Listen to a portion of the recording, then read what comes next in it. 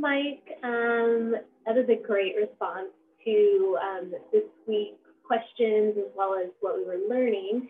Thought it was kind of funny actually how we had a similar, I guess, event or incident in regards to our significant others, where, where we're trying to practice being mindful listeners, and then our significant others, still doing what they would normally do. And I'm sure we would do it if we weren't in this class as well, being more open-minded to what we're doing, which was being distracted, and looking at the phone or doing other things.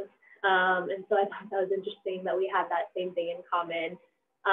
In regards for how you were saying that lectures, one that span more than an hour, hour and a half.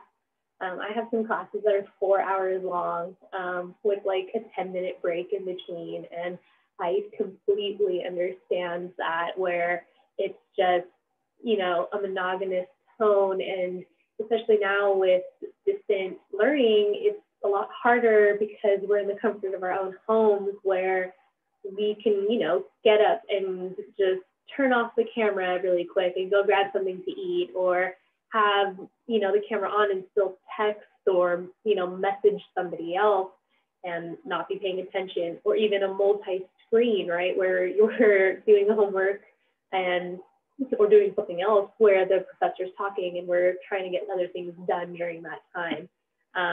So I think that that's great too, because I will catch myself where in those classes just dozing off really, because it starts at 8 a.m. and I'm just tired, from the night before.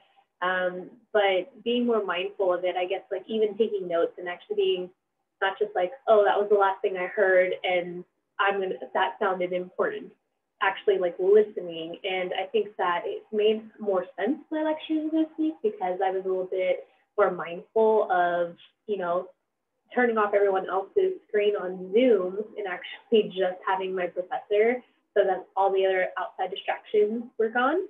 So I think that was one thing that also helped too for me during that time. So I could relate to you in regards for long lectures.